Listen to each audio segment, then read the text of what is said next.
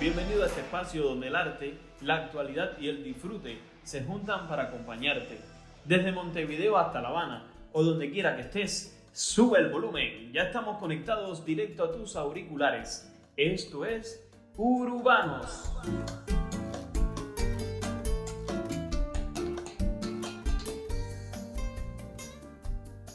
Un saludo mis queridos amigos de Urbano, muchas gracias por sintonizarnos nuevamente y estar acá con nosotros a través de nuestros canales de difusión, tanto en Spotify y en YouTube. Un abrazo grande y enorme te mando desde acá. Y hoy vamos a estar haciendo un programa diferente. Hoy nos vamos a dedicar a explorar el arte, las noticias más importantes que están sucediendo en el mundo. Vamos a conocer un poco sobre Cuba y la actualidad.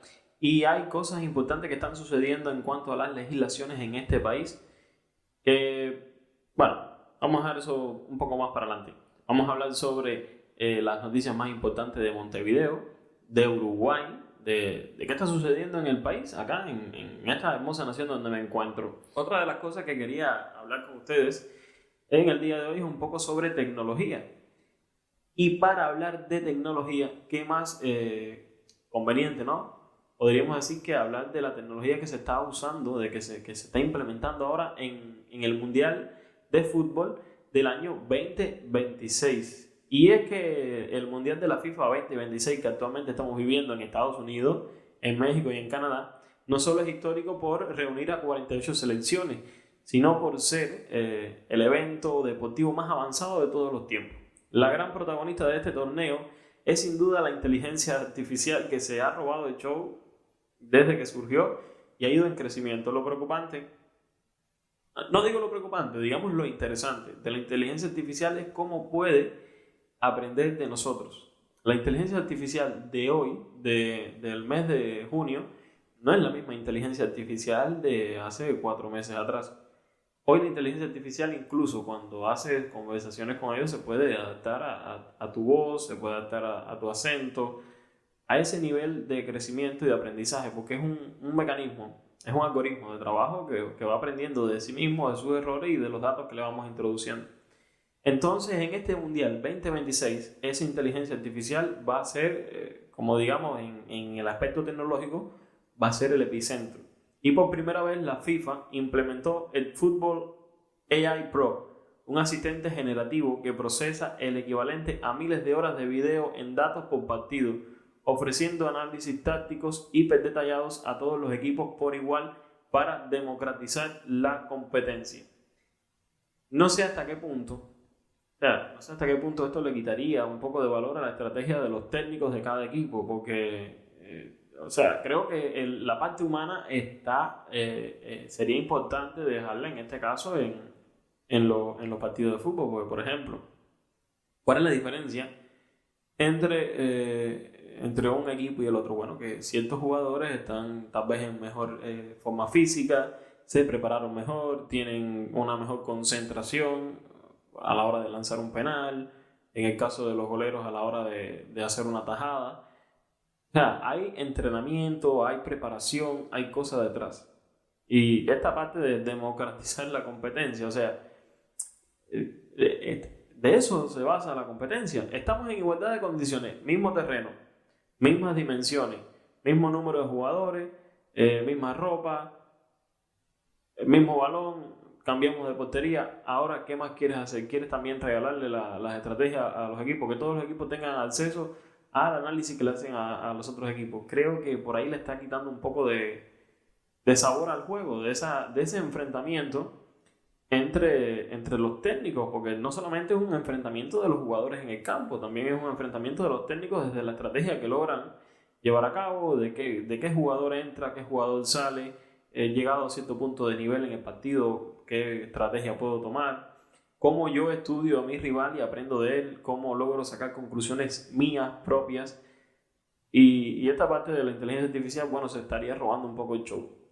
En la cancha, el arbitraje también ha tenido un cambio para siempre, y lo estuve viendo. El primer partido mundial que vi fue ahora el partido de Estados Unidos contra Paraguay. Y el clásico VAR, o sea, ahora estará utilizando avatares 3D de los jugadores, generados en un segundo plano para mostrar para mostrarlos de fuera de juego con precisión milimétrica. O sea, hay avatares creados de cada jugador en el campo que te van a estar diciendo lo fuera de juego con una precisión exacta, milimétrica. Además, estaría debutando el Referee View, cámaras corporales en los árbitros estabilizadas por inteligencia artificial que nos permiten a los espectadores ver y sentir el partido desde su perspectiva en primera persona. Quiero decir algo. Hace poco, que no se conoce mucho acá en Uruguay, se dio el Mundial de Béisbol. Y en el Mundial de Béisbol se incorporó tecnología parecida a esta. De hecho, ya se está usando en la MLB, la Major League Baseball, donde se incorpora una cámara en el umpire, en el árbitro que está detrás del receptor. Y desde esa perspectiva, tú tienes otra visión de juego. Es como si estuvieras viendo el pitcher lanzar la bola y el bateador batear delante de ti. Como espectador, realmente esto sí es una experiencia diferente. O sea, estuve viendo el dispositivo, es como una vincha y por encima del audífono derecho, a la orilla al lado de la oreja, sobre la oreja, en el costado de la cabeza, hay una pequeña cámara y a medida que el árbitro mueve la cabeza, donde el árbitro mire, bueno, pues estará la cámara orientada. Y eso me parece bien, está bastante interesante porque ya se van viendo algunos planos bien interesantes del campo de fútbol. Es como si tú te sintieras de alguna manera por algún momento dentro del propio juego. No solo ya tendrás esta experiencia desde un videojuego, desde la consola tuya en tu casa, sino que también vas a poder verlo en vivo, realmente así delante de ti, como si tú fueras el árbitro que estuviera corriendo con él. Y esa parte sí me parece genial. Pero aquí tenemos nuevamente la inteligencia artificial y aquí sí me parece bien su empleo, y es que estaría estabilizando las imágenes que sean más claras. Ahora, si a esto le estamos sumando balones inteligentes con sensores de movimiento ultra rápidos y estadios gestionados por gemelos digitales para predecir y evitar aglomeraciones de hinchas, queda clarísimo, en 2026 la tecnología ya es el jugador número 12 en la cancha. O sea, un mundial completamente tecnológico, un mundial que nos va a cambiar el camino de cómo lo percibimos desde la manera de los espectadores, de cómo se percibe el fútbol también desde la dirección técnica y cómo se interpretan las estadísticas, y en modo general cómo la tecnología entra a jugar un papel fundamental en la gestión del deporte y del espectáculo, porque recuerden que también es importante no solo el deporte en sí, sino el espectáculo que se genera luego de esto. Entonces ahora vamos a pasar al deporte. Del deporte hay cosas interesantes para las que hablar, sobre todo los primeros comienzos del Mundial ha sido bastante interesante. México con su victoria, Canadá empatando y Estados Unidos ganando 4-1 a Paraguay.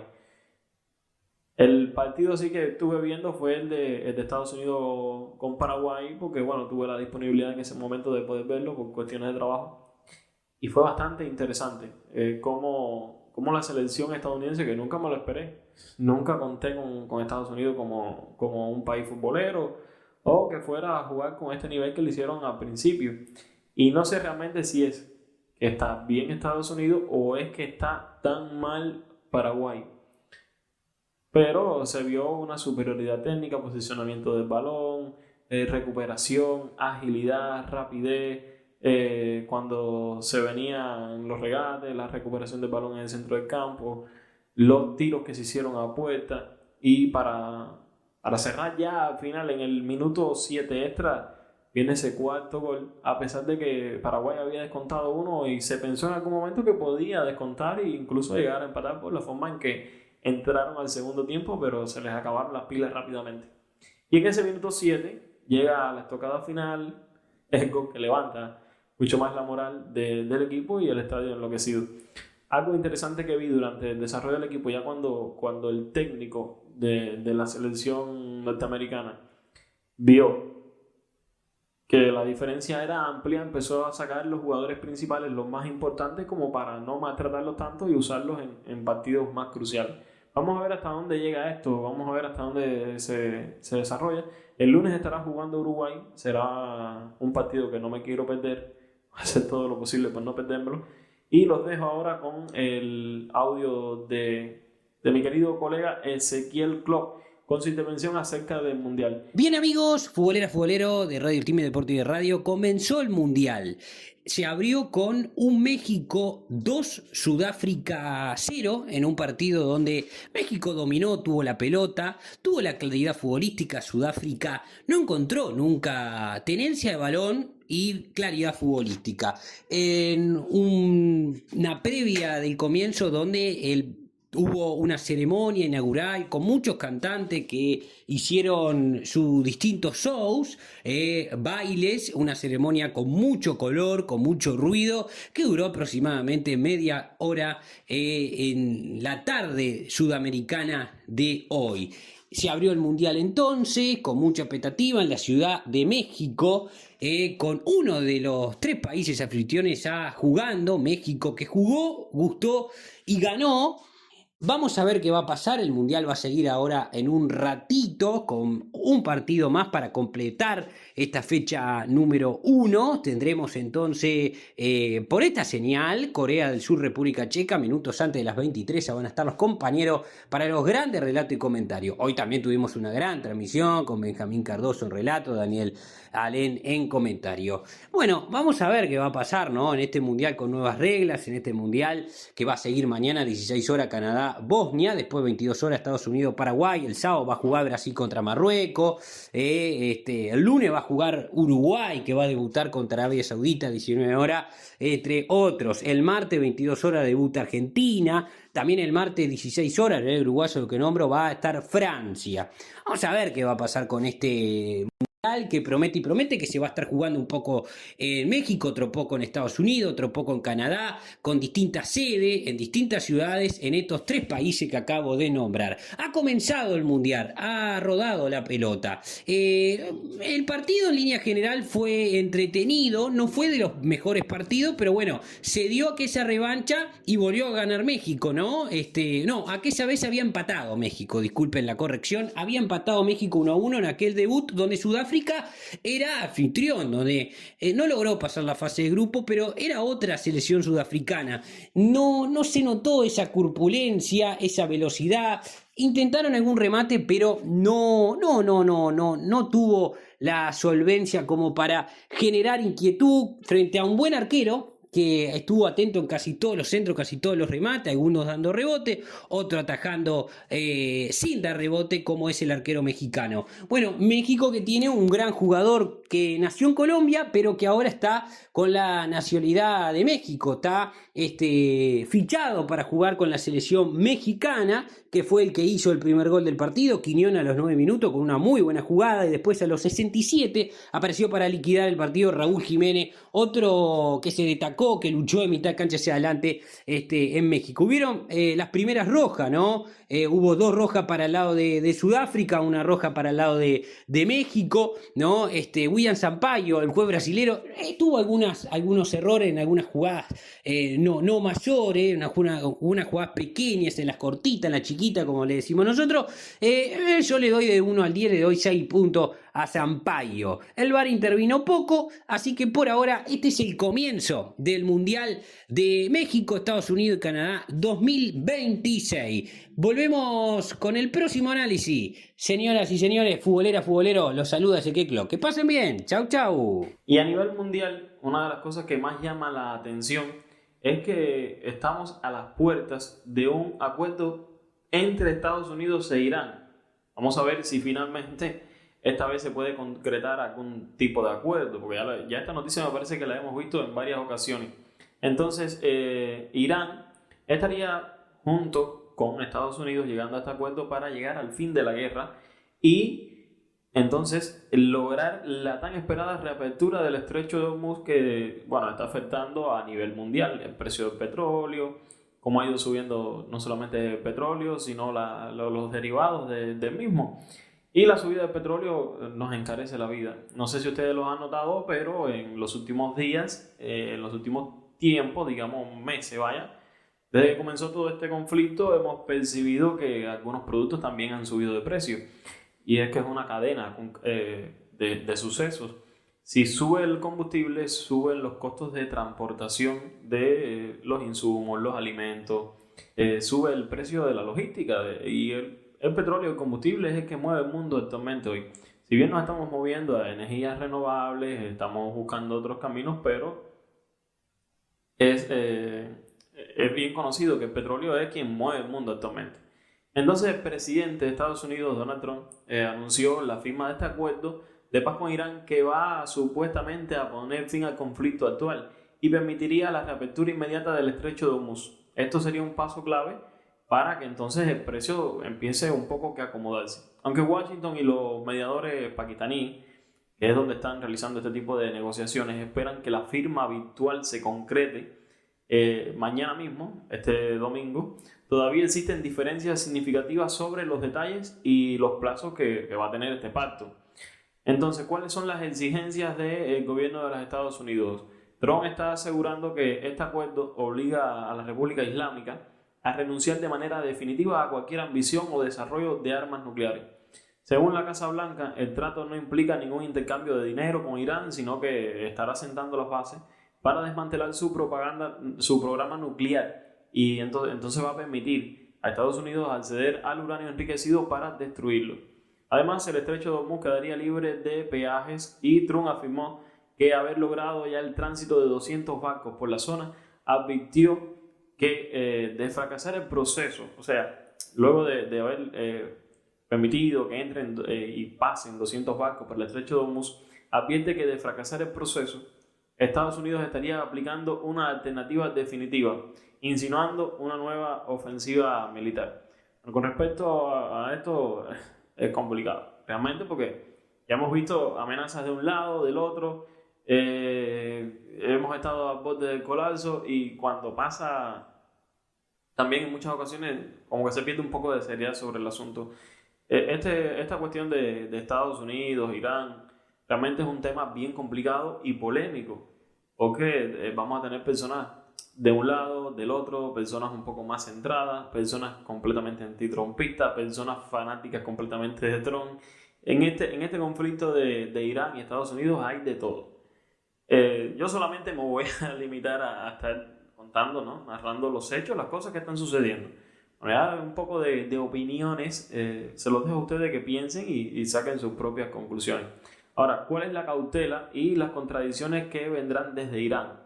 Bueno, Teherán ha rebajado rápidamente las expectativas de la Casa Blanca. El ministro de Exteriores iraní aclaró que la firma no será este domingo. O sea, ya incluso hasta con la fecha de firma ya tenemos un poco de conflicto. Aunque sí podría darse en los próximos días. Para Irán, el documento actual no es un acuerdo final, o sea que no están totalmente seguros de firmar este documento, sino apenas un memorando de entendimiento para detener la guerra, dejando la espinosa cuestión nuclear para ser debatida en un plazo de 60 días. Contradiciendo a Washington, Irán sostiene que el acuerdo sí habilita la liberación de sus fondos congelados y exige el fin de las hostilidades en todos los frentes, incluyendo la ofensiva israelí que en este momento está ocurriendo en el Líbano. ¿Cuál es la mediación entonces de Pakistán y las tensiones que existen en el terreno? Pakistán, actuando como mediador principal junto a Qatar, se mostró muy optimista con su primer ministro anunciando una firma electrónica que se estaría dando supuestamente en estas 24 horas, mañana domingo, para consolidar el frágil alto al fuego logrado en abril.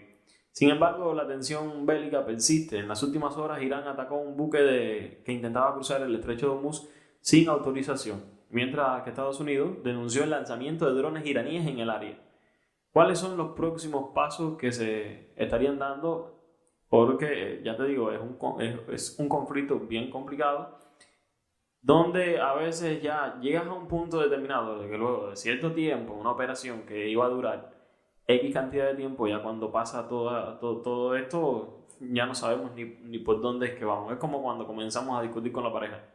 Empezamos a discutir por la libreta, empezamos a discutir por dónde quedó colocado el plato, o si se lavó o no, y después terminas discutiendo sobre geografía, cualquier tema. Y así es como sucede con estos conflictos que se extienden en el tiempo. Ya llega un punto en que no se sabe ni qué es lo que se quiere, ni por dónde es que vamos, ni dónde es que estamos. Pero algunos de los próximos pasos que se estarían dando, ¿no? Una vez se logre la firma electrónica del memorando, las partes estarían iniciando conversaciones técnicas. La rúbrica oficial del documento podría llevarse a cabo en Ginebra, en Suiza, o retrasarse hasta la próxima cumbre de líderes del G7 en Evian, en Francia, prevista para mediados de junio del presente año. O sea, si no es ahora, si no es mañana domingo, estaría más o menos dándose en Evian, en Francia, en la cumbre de los líderes del G7 en el mes de junio. Vamos a ver hasta dónde va a parar todo este conflicto. Sería bueno que se resolviera de alguna manera, hablando objetivamente desde la situación en la que nos encontramos el resto del mundo, porque por el estrecho de Hormuz pasa el 20% del combustible y realmente está afectando los valores de este combustible. Y bueno, hablando un poco más también sobre conflictos internacionales, sobre el gobierno de los Estados Unidos, muere el niño guerrero. Se dice así el titular, es el fin del principal líder del Tren de Aragua. Trump, el presidente de Estados Unidos, anunció la muerte de Héctor Rustenford Guerrero Flores, más conocido como el Niño Guerrero. Este era el máximo líder de la organización criminal transnacional Tren de Aragua, quien figuraba como uno de los hombres más buscados del continente y por quien Estados Unidos estaba ofreciendo una recompensa de $5 millones. ¿Cómo fue esta operación? ¿Cuáles son los detalles?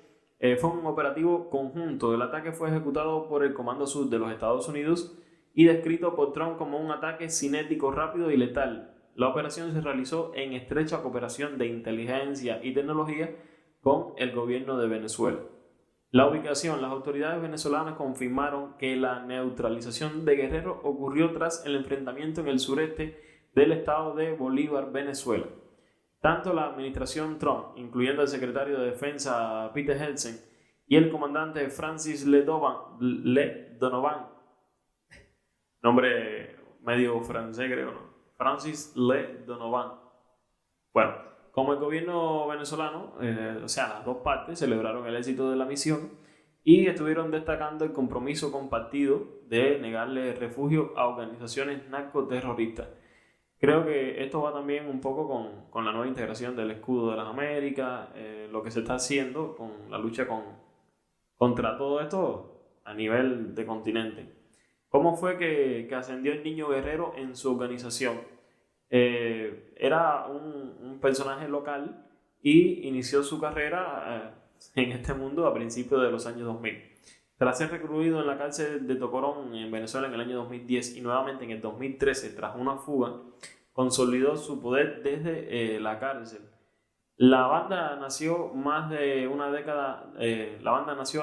década, extorsionando en obras ferroviarias en el estado de Aragua, y bajo el liderazgo de Guerrero se expandió primero hacia las minas de Bolívar, luego se internacionalizó siguiendo la ruta. Bueno, este camino lo pueden estar consultando para su consumo personal. ¿Cuál fue el impacto? A principios de 2025, el gobierno estadounidense designó al Tren de Aragua como una organización terrorista extranjera debido a su creciente presencia en al menos 16 estados del país. A finales de ese mismo año, Guerrero fue acusado formalmente en un tribunal de Nueva York por terrorismo, extorsión y narcotráfico. Y bueno, aquí vemos cómo ha concluido todo este proceso. Antonio Gaudí, ¿sabes quién es? Antonio Gaudí y su visión de la arquitectura fue bastante interesante. Y hoy te voy a hablar un poco de él en nuestra sección de arte.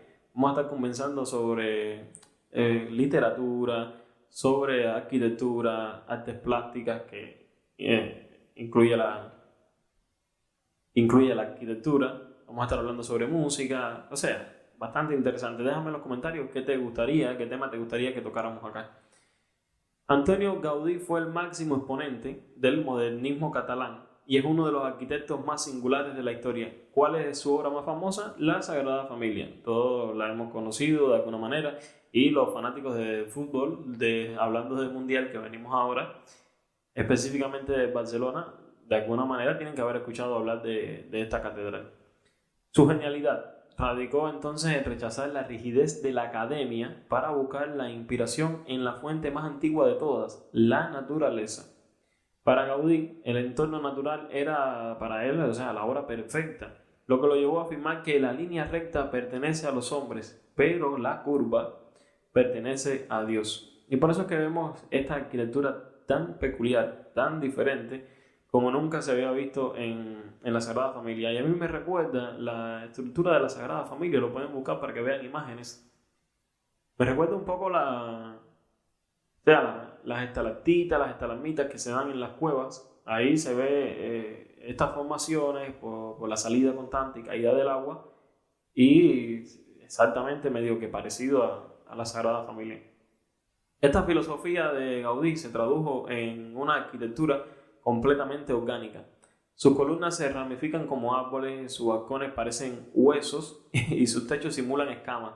Sin embargo, Gaudí no era solo un soñador estético, era un ingeniero revolucionario. Desarrolló los arcos catenarios basándose en la gravedad, lo que le permitió sostener grandes pesos sin los pesados muros tradicionales. O sea, todo un visionario que estuvo modernizando la forma en que con los mismos materiales existentes se podían hacer cosas aún más geniales.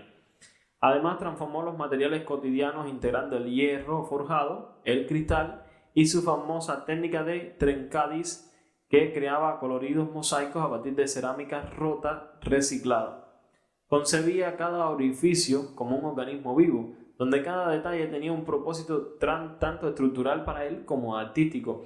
Y con respecto a esto, ¿cuáles han sido sus obras, ¿no? Más conocidas? La huella de Gaudí transformó la ciudad de Barcelona para siempre. Su obra cumbre es la Sagrada Familia, como estábamos hablando. Es un templo monumental en el que el trabajo durante 43 años y varios días fue más que suficiente para demostrar la grandeza de este arquitecto. Y aún hoy sigue en construcción bajo sus directrices. O sea, todavía hoy se sigue construyendo en esta catedral bajo los preceptos que él dictó en ese tiempo. En el ámbito civil rompió todos los esquemas residenciales. La casa Batlló evoca en su fachada la leyenda del dragón, mientras que la casa Milán, la Pedrera, es un bloque de piedra ondulante que parece tal cual esculpido por el viento y el mar. Por otro lado, el Parc Güell es una clase magistral de cómo el urbanismo puede integrarse de forma no invasiva con el paisaje. La importancia de Gaudí en la arquitectura moderna es incalculable, claro que sí. ¿Por qué? Porque rompe con todos los esquemas que existían hasta ese momento, y hoy creo que hay cosas que todavía nos siguen tocando, como por ejemplo esta integración de la arquitectura, del urbanismo con la naturaleza. Aunque su estilo fue tan personal que no dejó una escuela de imitadores directos, se adelantó entonces un siglo a la ingeniería actual. Sus complejas maquetas tridimensionales de hilos y pesos resolvían problemas de carga de décadas antes de que existieran las computadoras. Ya, miren qué genialidad, que con hilos y pesos este hombre hacía lo que hoy nosotros necesitamos, como, no sé, los diseñadores creo que necesitan una gamer para que procese y renderice. Bueno, este hombre con hilitos y pesitos ya iba resolviendo grandes problemas de carga. Dios mío, qué genialidad. Hoy es reconocido como el gran pionero de la arquitectura orgánica y el diseño sustentable, demostrando así Gaudí que la eficiencia estructural y la belleza se pueden fusionar en obras completamente atemporales. Un ejemplo, me parece que me gusta, se llama Casa Pueblo, sí. Casa Pueblo, que está llegando acá en Montevideo, en Uruguay, llegando a Punta del Este.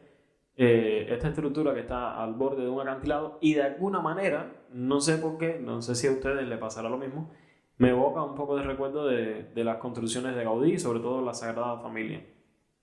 Y así ha sido su influencia hasta estos tiempos. Un hombre de una talla tan espectacular, tantas cosas que cambió a nivel mundial y sobre todo en la arquitectura.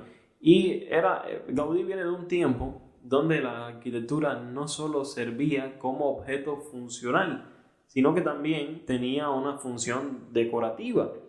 Y creo que la arquitectura moderna de alguna manera se ha envaguecido. Y no estoy criticando a los arquitectos modernos, pero me pasó que hace unos días, por ejemplo, estaba en un edificio y frente a mí, frente a la ventana en que me encontraba, quedaba el Palacio de Salvo. El Palacio de Salvo es una estructura icónica que si buscas Uruguay y buscas Montevideo, te va a salir como una de las postales principales de este país. Y estaba en ese edificio y desde la ventana en que me encontraba tenía dos perspectivas. Primero, en un plano bien cerrado, cercano, en un primer plano tenía varios niveles, 2-3 pisos del Palacio de Salvo. Y entonces en perspectiva final se veía un edificio más moderno. Y me pongo a hacer ese experimento mental. Me quedo mirando el Palacio de Salvo y desde los detalles más pequeños, las gárgolas que tenía en las cornisas, las curvaturas, los tallados, cómo las líneas venían desde abajo y continuaban hasta arriba, los arcos, cómo tenían una estructura, una profundidad, bordes, curvaturas, relieve. Era una estructura con la que te podías pasar horas mirándola y descubriendo nuevos detalles desde el techo, desde los engranajes, las ventanas, los cristales, todo. Todo en su estructura te enamora, te atrae, te hace pasar rato contemplándola. Y atrás se veía un edificio moderno. Un edificio moderno que era un cubo de vidrio con unos balcones y una baranda fina de metal de color negro. Alguna maceta en algunos balcones. Ya está. O sea, esa era toda la admiración que despertaba en mí ese edificio. Y no te digo tal vez que sea más funcional en cuanto al plano económico, porque tal vez es un edificio que se hace fácil, se hace rápido, se desensambla, y hoy en los tiempos que vivimos, que es tan difícil la parte monetaria, tal vez se hace así, tal vez la arquitectura se ve influenciada de esa manera por las ganancias que pueda generar la creación de estas estructuras. Pero ¿hasta dónde podemos llegar olvidándonos de la belleza de la arquitectura, como lo hizo Gaudí en su tiempo? Y en fin, la diferencia es esta. La arquitectura que se hace con un pensamiento no solo estructural y funcional, sino que también estético. Y lo estético también es importante, porque no es lo mismo caminar por una calle donde cada estructura te habla y te dice algo, a caminar por una calle donde todo es vidrio, cristal, todo vacío. Y me parece que sería algo bueno para reflexionar. No acá en Montevideo, no acá en Uruguay, sino a nivel mundial, de qué está sucediendo, porque esto no es un fenómeno solamente de acá, sucede a nivel mundial. Ahora, quiero irme con un tema que tal vez si eres cubano, has escuchado hablar de esto en estos días, y si eres uruguayo, bueno, te invito a que te quedes un poco para que conozcas sobre la actualidad cubana, las cosas que están sucediendo, y voy a tratar de ser lo más breve posible. Después de esto vamos a hablar un poco de fútbol. Tengo un comentario de un comentarista, Ezequiel Klopp, que nos va a estar un poco hablando sobre el inicio del Mundial, y desde ya les digo que tenemos, bueno, las expectativas puestas en la selección uruguaya, que comenzará a jugar el lunes. En Cuba ahora se estuvo firmando una nueva ley que se titula Proyecto de Ley para la Población 1, Código del Trabajo, Código de la Tierra Agropecuaria y Forestal, Código de la Vivienda y de Organización de la Administración Central y del Estado. Este del final, Administración Central y del Estado, es, digamos que el más importante, el que más hay que prestarle un poco de asunto.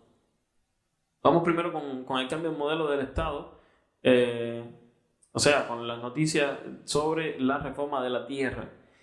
Y leyendo un poco sobre esto me puse a analizar y digo, bueno, me parece que estamos hablando aquí un poco más de lo mismo, porque ya hubo una reforma agraria en el año 63, la segunda ley de reforma agraria, donde se redujo y se fijó el límite máximo de propiedad privada de la tierra que las personas podían tener a 5 caballerías. Este nuevo proyecto de ley dice que las personas solo pueden llegar a tener 67.10 hectáreas. De 5 a 67, tú dirás, bueno, es bastante la diferencia. Cuando haces la conversión, y aquí viene lo interesante, Es lo mismo, realmente. Cuando tú llegas y haces el cálculo, y te voy a decir cuál es la mecánica, la matemática detrás de esto. En Cuba, la medida tradicional de una caballería equivale a 13.42 hectáreas. Saca la calculadora y multiplica. Y multiplicas entonces las 5 caballerías de la ley histórica por 13.42, el resultado es exactamente 67.10 hectáreas. O sea, a ese nivel de cinismo estamos que decimos que vamos a hacer una ley de reforma en cuanto a la organización forestal, y lo único que estás haciendo es cambiando la unidad de medida. Para eso se reúnen los políticos en Cuba.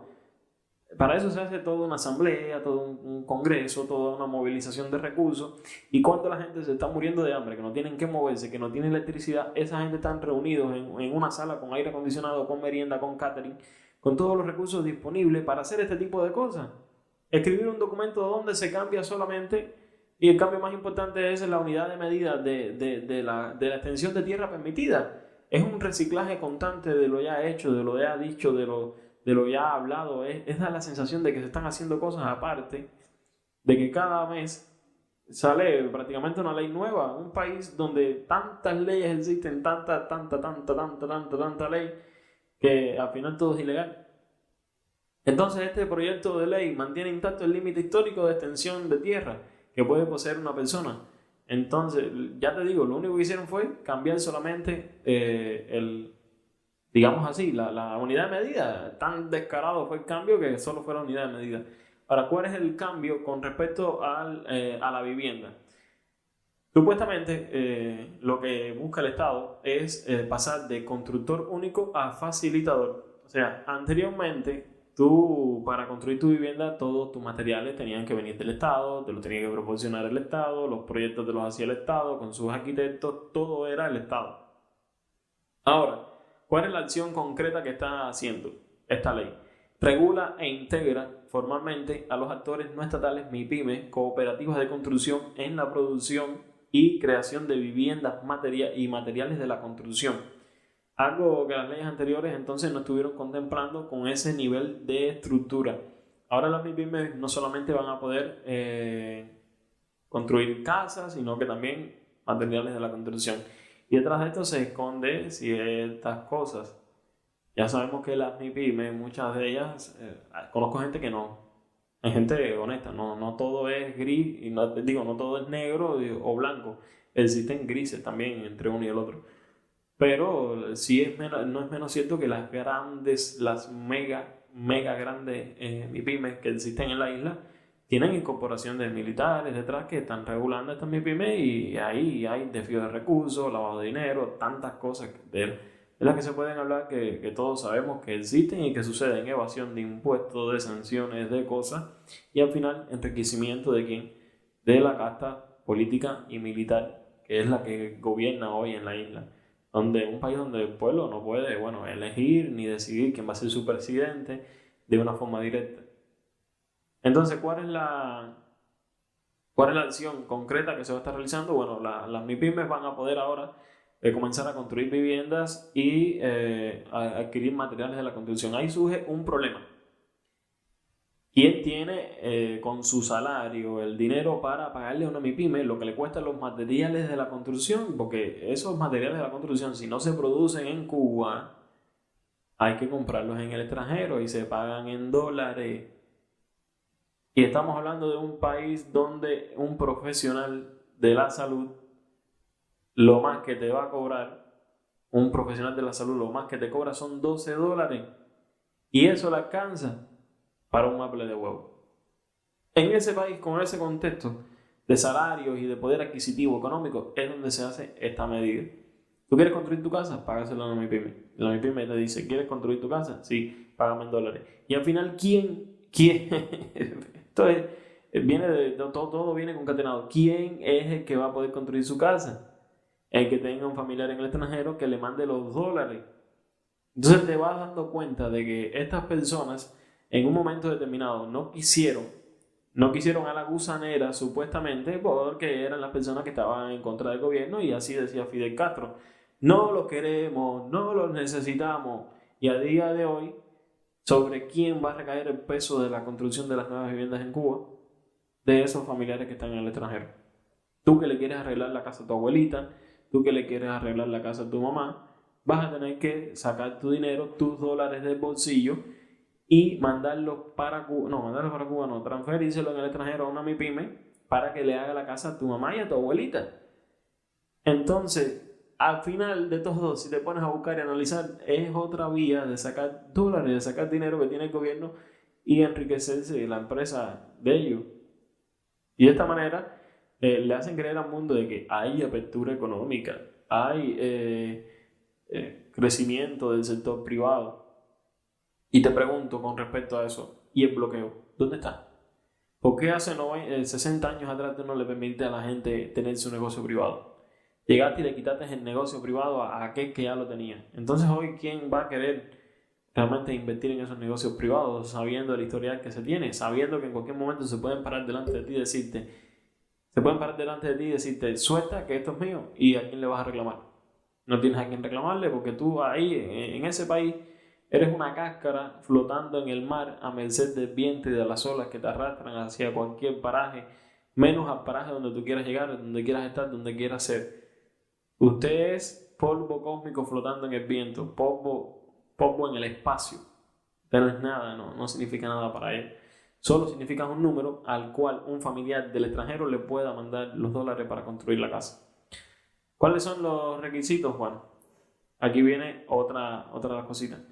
Tiene que tener resiliencia climática. ¿Qué quiere decir esto? Que obliga a modificar el reglamento de urbanismo y licencias de construcción, donde las casas tienen que soportar huracanes y tienen que tener eficiencia energética.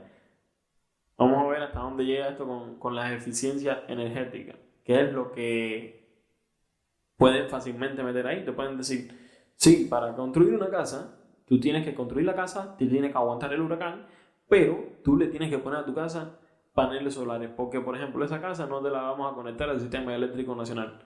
No sé, estoy especulando acá, pero fácilmente puede suceder, porque ya está sucediendo. Ya están apostando a que la gente tenga electricidad en su casa por los paneles solares que le mande la familia en el extranjero. Y eso no es dignidad para nadie, eso no es un estatus de vida deseado por nadie. Todo el mundo aquí quiere ganarse lo suyo, hacer su dinero, trabajar por sí mismo y obtener sus ganancias de sí mismo.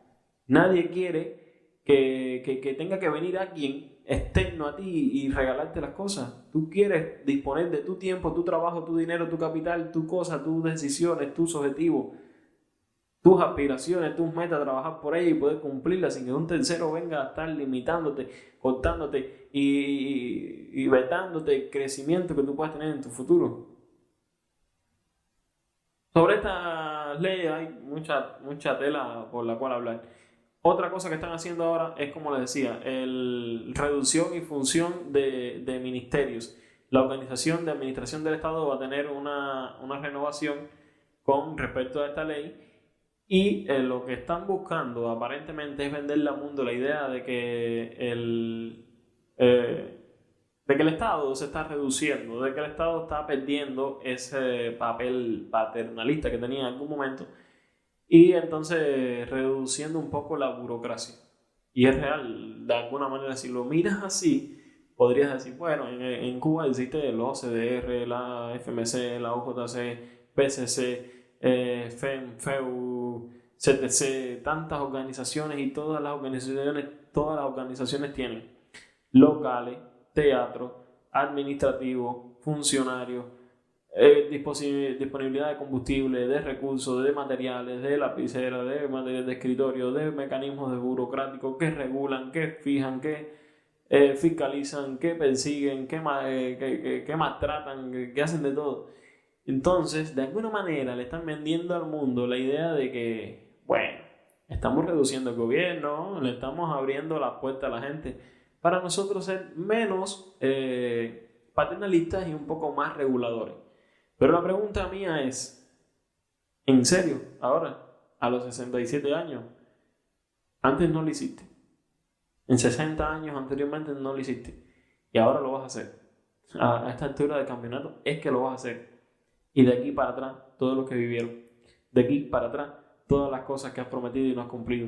De aquí para atrás, todas las leyes que has sacado y no han funcionado. De aquí para atrás, todos los proyectos que te han fracasado. De aquí para atrás, toda la economía que no ha funcionado. De aquí para atrás, toda la basura que has hecho con ese país que hoy en día no tiene eficiencia ni infraestructura siquiera para distribuir agua, electricidad, comida, ni la recogida de la basura. Y cuando eso sucede, un país está completamente colapsado y destruido, un gobierno que supuestamente tenía que proporcionarte todas las cosas porque ellos eran los que eran los capaces de poder abastecerte de toda la salud, la educación, la alimentación, la electricidad, la cultura, de todo, y hoy nada de eso pueden producir, nada de eso pueden proveer. Y nadie me diga, por ejemplo, que el bloqueo. Sí, Cuba no comercia con Estados Unidos, pero y China y el resto de los países con los que Cuba tiene comercio, ¿dónde están? ¿Dónde quedaron esas naciones? Pero aparte, si yo cuando estaba en Cuba comía pollo que decía Made in USA, es todo un entramado de mentira y de falsedad para venderle al mundo la idea de que somos los pobrecitos, estamos destruidos, por favor, dónenos, denos donación, denos dinero, condonen deuda, manden petróleo, manden recursos, manden comida, manden donación, donen, por favor, donen. Y al final, ¿qué? Tanta donación nunca ha surtido el más mínimo efecto. Tan mezquinos son que hasta las donaciones las han vendido. Y eso es más o menos lo que viene sucediendo con estas nuevas medidas que ellos esperan plantear. Un poco más de lo mismo se podría decir. Nada nuevo, nada diferente. Es solamente venderle la idea al mundo de que están cambiando. Pero esa idea la están vendiendo desde el 2014, cuando la administración de Obama. Y nada, en el 2014 se abrieron las puertas y para lo único que sirvió esa supuesta apertura fue para mandar espías para Estados Unidos, traer los espías que ya estaban presos, afianzarse más tiempo en el poder y recibir ayuda abiertamente de Venezuela y de otros países que mandaban todo el petróleo que se consumía. Y con esto nos estamos yendo, familia. Un abrazo grande. Recuerden cuidarse de la niebla, que está bastante espesa en estos tiempos. En estos días tenemos niebla que la visibilidad está bien reducida de una esquina de una cuadra a la otra. Conduzca con cuidado, protéjase del frío. Un abrazo enorme te mando. Hasta la próxima. Y recuerda que esto es Urbanos.